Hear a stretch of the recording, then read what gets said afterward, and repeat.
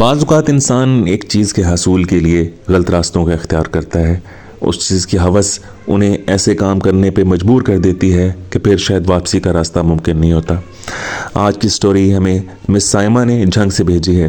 ان کے مطابق ان کی زندگی میں ایسے ناقابل فراموش واقعات پیش آئے جس کی وجہ سے ان کی زندگی یکسر طور پہ بدل کے رہ گئی. بسم اللہ الرحمن الرحیم. السلام علیکم. آپ سب کو اپنے چینل پہ خوش آمدید کہتا ہوں. تمام تعریفیں اللہ تعالیٰ کے لیے، بے شمار درود و سلام نبی اکرم صلی اللہ علیہ وسلم اور آپ کی حال پر. آج کی سٹوری بہت امیزنگ ہے اور آپ کو سن کے یقیناً مزہ آئے گا. برائے مہربانی ویڈیو پوری دیکھیے گا.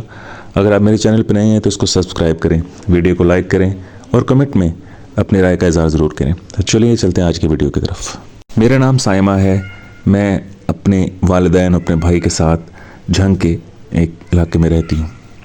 ہماری زندگی بہت خوشگوار گزر رہی تھی. میرے اور میرے بھائی میں بہت پیار تھا. جس طرح بہن بھائی لڑتے ہیں، پیار کرتے ہیں، ایک دوسرے کا ساتھ دیتے ہیں. ان دنوں میرے بھائی ایک IT کمپنی میں مینیجر تھے. والدین نے سوچا بیٹا جوان ہو گیا ہے، اچھی نوکری کر رہا ہے تو اس کی کسی جگہ شادی کر دینی چاہیے. خاندان میں بھی وہ رشتے دیکھے گئے اور باہر بھی وہ رشتے دیکھے گئے. ایک جگہ بھائی کے لیے امی ابو کو ایک لڑکی پسند آ گئی. وہ ہماری فیملی سے باہر تھی. وہ لڑکی راولپنڈی کی تھی. ہمارے گھر والوں نے سوچا رشتہ یہاں پہ طے کر دینا چاہیے، مناسب فیملی ہے، لڑکی بھی پڑھی لکھی ہے اور خوبصورت ہے. کیونکہ میں اپنے بھائی کی اکلوتی بہن ہوں تو میں نے شادی میں سارے چاہ پورے کیے. میں نے اپنے بھائی کی شادی میں خوب خوشیاں منائیں اور اپنے بہن ہونے کا پورا حق ادا کیا.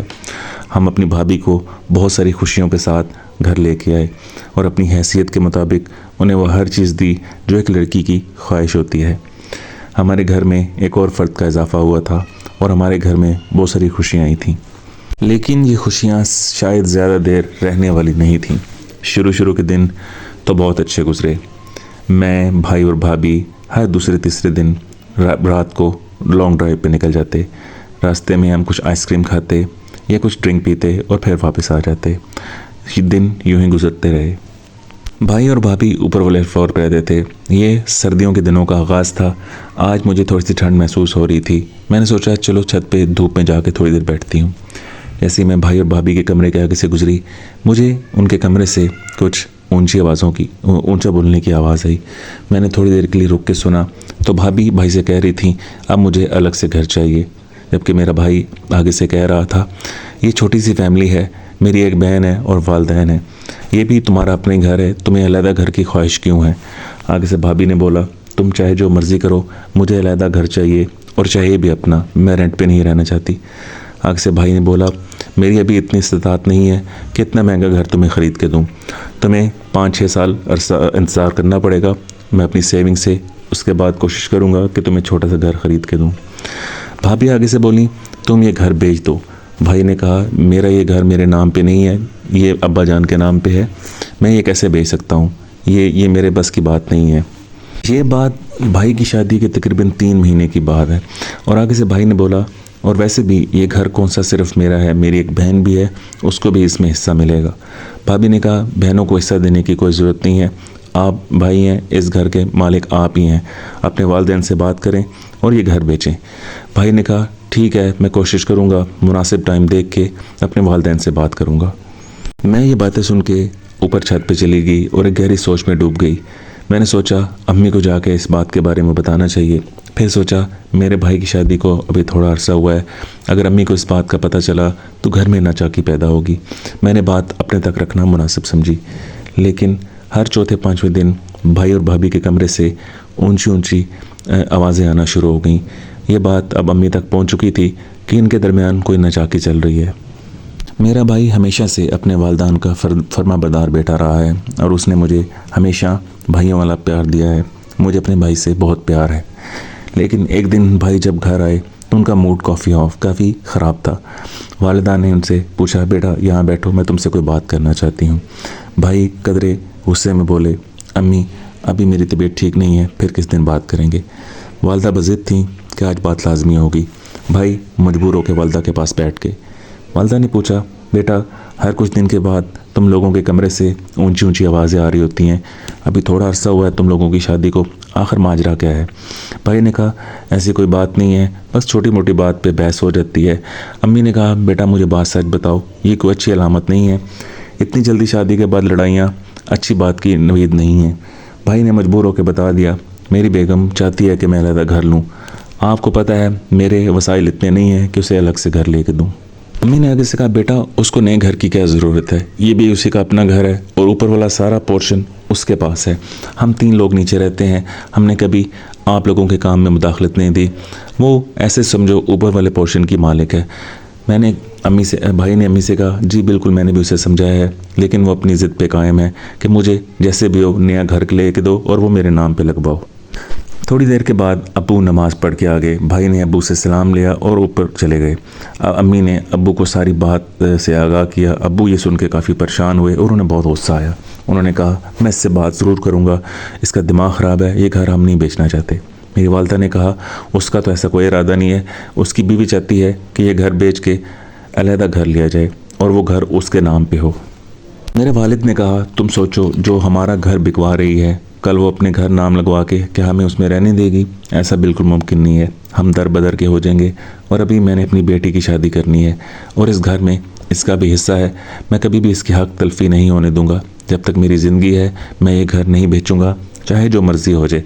والد صاحب کے تیور دیکھ کے میں گھبرا گئی، مجھے ڈر تھا کہیں بھائی اور ابا جان کے درمیان کوئی لڑائی یا تنازع کھڑا نہ ہو جائے۔ اگلے دن بھائی جب اپنے آفس سے واپس آئے تو والدہ نے بھائی کو ابا جان کے فیصلے سے آگاہ کر دیا۔ وہ یہ سن کے تھوڑا سا مایوس ہوا، لیکن کیونکہ اس کا قطعی طور پہ ارادہ نہیں تھا یہ گھر بکے، اس لیے اس نے کہا، ٹھیک ہے جیسے آپ لوگوں کی مرضی۔ بھائی نے جا کے یہ بات بھابھی کو بتا دی۔ اس رات کو ان میں بہت فساد ہوا، بھائی اونچا اونچا بول رہے تھے۔ بھائی نے شاید پانی کا گلاس زور سے پٹکا، میں اوپر بھاگی، لیکن میری اماں نے مجھے روک لیا، تمہیں وہاں جانے کی ضرورت نہیں ہے، یہ ان کا آپس کا معاملہ ہے، خود ہی سلجھا لیں گے، اگر تم وہاں جاؤ گی تو بات شاید زیادہ بڑھ جائے۔ آج اتوار کا دن تھا۔ آج صبح ہی بھائی اور بھابھی کے کمرے سے زور زور کی آوازیں آ رہی تھیں۔ آج شاید حد ہو چکی، بھائی نے شاید بھابھی پہ ہاتھ اٹھایا، وہ بھی شاید تنگ آ کے میں نہ رہ سکی اور بھاگی۔ پیچھے سے میری والدہ بھی ان کے کمرے میں آ گئیں۔ آگے دیکھا تو بھابھی بیڈ پہ بیٹھے رو رہی تھیں۔ میں نے کمرے میں دروازہ نوک کر کے داخل ہوئی اور پوچھا، کیا ہوا ہے، سب خیریت تو ہے؟ بھابھی آگے سے فوراً سے بولیں، یہ سب تمہاری وجہ سے ہو رہا ہے، نہ تم ہوتی تو نہ یہ مسائل پیدا ہوتے۔ میری امی کمرے میں داخل ہوتے یہ بات سن چکی تھیں۔ انہوں نے کہا، تمہارا کیا مطلب ہے، میری بیٹی کا اس سے کیا لینا دینا ہے؟ بھابھی فوراً سے آگے سے بولیں، اگر آپ کی بیٹی نہ ہوتی تو میرا خاوند یہ گھر بیچ کے مجھے نیا گھر لے دیتا، مجھے یہاں پہ دل نہیں رکھتا، یہ پرانا گھر ہے اور مجھے یہاں پہ رہنے کا کوئی شوق نہیں ہے۔ والدہ نے میرا ہاتھ پکڑا اور کہا، چلو فوراً یہاں سے نیچے چلو۔ میری والدہ نے کہا، اگر تمہارا یہاں پہ رہنے کا دل نہیں کرتا تو اپنے والدین کے گھر چلے جاؤ۔ آگے سے بھائی بولے، والدہ ایسی بات نہ کریں۔ میری والدہ نے کہا، ابھی تو تم نے اس کو تھپڑ مارا ہے اور اب تم کہہ رہے ہو ایسی بات نہ کریں۔ بھائی بولے، یہ میرا اور میری بیوی کا آپس کا معاملہ ہے، آپ برائے مہربانی یہاں سے نیچے چلے جائیں۔ ہمارے گھر کے حالات دن بدن کشیدہ ہوتے جا رہے تھے۔ اسی شام بھابھی نے اپنے بھائی کو کال کی کہ مجھے یہاں سے لے جاؤ۔ ان کا بھائی آیا اور انہیں وہاں سے لے گیا۔ تقریباً 14-15 دن کے بعد کالز پہ باتیں ہوتی رہیں اور معاملات کس حد تک حل ہو گئے۔ بھائی وہاں پہ گئے اور بھابھی کو لے کے آ گئے۔ بھابھی جب آئیں تو ان کا موڈ قدرے بدلا ہوا تھا، ان کے لہجے میں کافی نرمی تھی اور ہمارے ساتھ ان کا سلوک حیران کن طور پہ کافی اچھا تھا۔ بھابھی میرے لیے وہاں سے بہت ساری کھانے پینے کی چیزیں لائی تھیں۔ میں حیران تھی کہ ان کا میرے ساتھ سلوک اچانک اتنا اچھا کیسے ہو گیا۔ وہ میرے لیے بہت سارا ڈرائی فروٹ لائی تھیں۔ یہ کافی سردیاں اپنے عروج پہ تھیں۔ میں نے بڑے مزے سے ڈرائی فروٹ رات کو کھانا، ڈرامے اور موویز دیکھنے اور ساتھ میں ڈرائی فروٹ انجوائے کرنا۔ لیکن دن گزرتے گئے اور میری طبیعت اچانک خراب ہونا شروع ہو گئی۔ میں جب سو کے اٹھتی تو میرے سر میں شدید درد ہوتا۔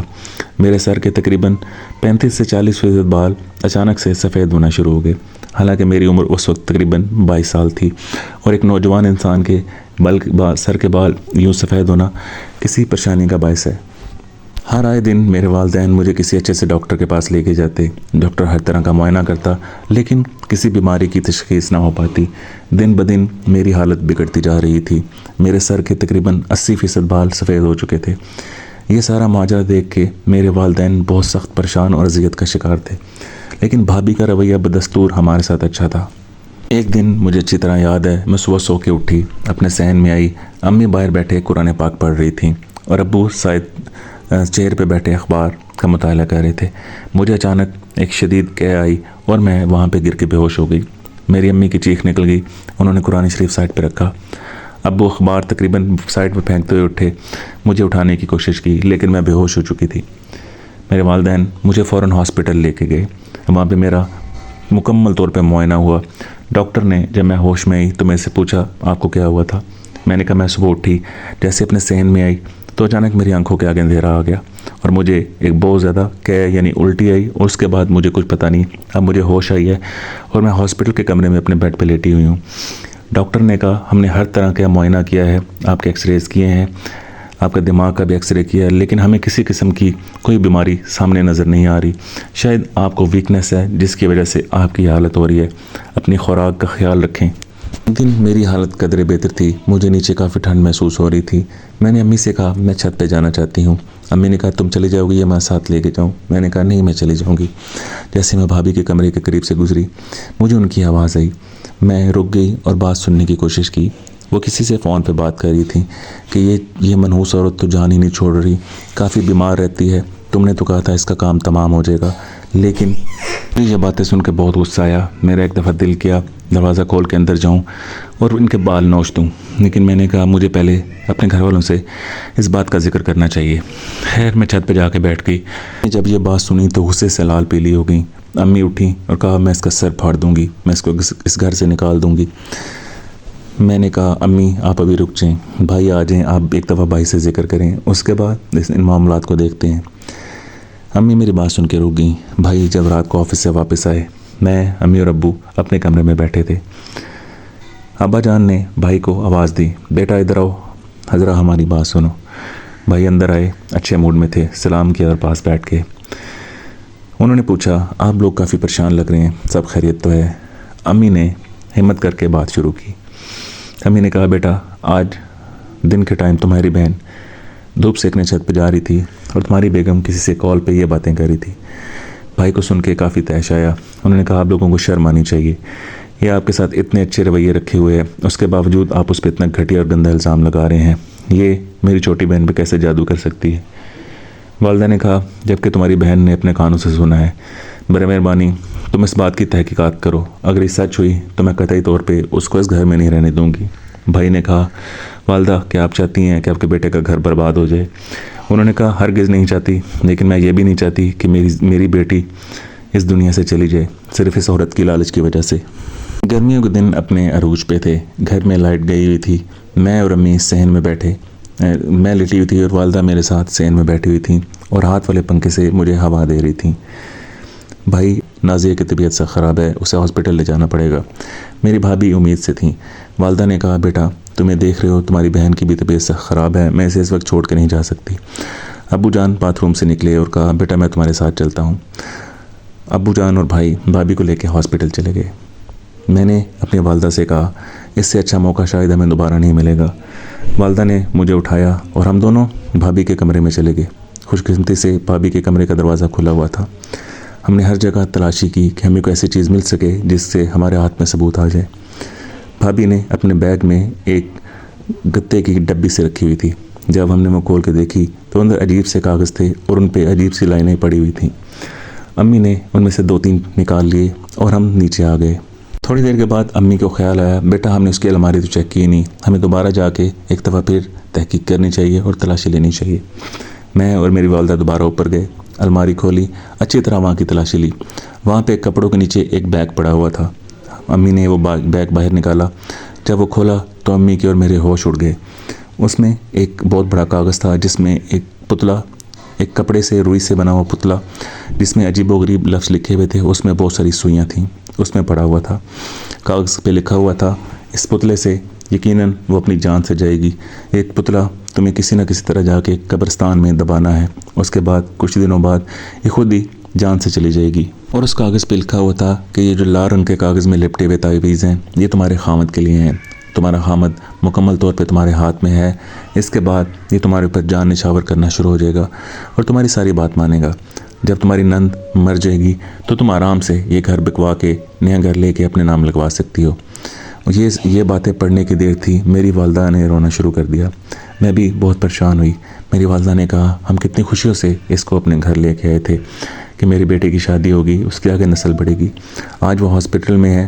اللہ نے اس کو اولاد جیسی نعمت سے نوازا ہے, لیکن اس عورت نے میرا گھر برباد کرنے کی کوشش کی اور مجھ سے میری اولاد چھیننے کی کوشش کی، صرف اس لالچ اور ہوس میں کہ یہ گھر بیچ کے ایک نیا گھر لے لیں۔ میری والدہ نے کسی نہ کسی طرح ایک خاتون کا پتہ کروایا جو کافی نیک اور پرہیزگار خاتون تھیں۔ میں اور میری والدہ ایک دن ان کی طرف گئے۔ یہ تمام چیزیں ہمارے پاس موجود تھیں۔ یہ تب تک بھابھی ہاسپٹل میں تھیں۔ یہ واقعہ اس سے اگلے دن کا ہے۔ میں اور میری والدہ جب اس خاتون کے پاس گئے، ہر بات کا ذکر کیا، وہ پتلا دکھایا۔ وہ دیکھ کے بڑی سنجیدگی سے انہوں نے میری والدہ کی طرف دیکھا۔ انہوں نے کہا، یہ آپ کی بیٹی کو مارنے کی تعویذ ہیں۔ اس پتلے کے ذریعے وہ آپ کی بیٹی کو مارنا چاہتی ہے، لیکن آپ قطعی طور پہ پریشان نہ ہوں، میں انشاءاللہ اس کا مکمل توڑ کروں گی۔ کچھ دن لگیں گے لیکن آپ کی بیٹی مکمل طور پہ صحت یاب ہو جائے گی۔ ان خاتون نے پانی دم کر کے دیا اور ایک تعویذ دیا جو میں نے گلے میں لٹکانا تھا۔ میں اور میری والدہ یہ سن کے کافی مطمئن ہوئے، اللہ کا شکر ادا کیا اور ہم اپنے گھر آ گئے۔ 3-4 دن کے بعد بھائی اور بھابھی واپس آئے تو اللہ نے بھائی کو بڑا خوبصورت سا بیٹا عطا کیا۔ ہم نے ساری چیزیں بلا کے بھائی کی خوشیوں میں شریک ہوئے، بچے کے لیے تحفے لائے اور ان کو بہت ساری مبارکباد دی۔ میری طبیعت الحمدللہ دن بدن ٹھیک ہونا شروع ہو گئی۔ جب بھابھی نے دیکھا اس کی طبیعت تو ٹھیک ہونا شروع ہو گئی ہے تو وہ کافی غصے میں آئی اور اضطراب کا شکار ہوئی۔ ایک دن ان کا دروازہ تھوڑا سا کھلا ہوا تھا، میں نے چھپ کے دیکھا تو بھابھی اپنی الماری کی تلاشی لے رہی تھی اور بہت غصے سے انہوں نے وہ بیگ زمین پہ پٹکا اور فوراً سے موبائل کی طرف لپکی۔ انہوں نے فون اٹھایا اور کسی سے باتیں کرنا شروع ہو گئی، جس سے وہ غصے میں کہہ رہی تھی، لگتا ہے انہیں اس چیز کا پتہ چل چکا ہے، بیگ میں سے وہ تعویذ اور پتلا غائب ہے، اب میں کیا کروں گی۔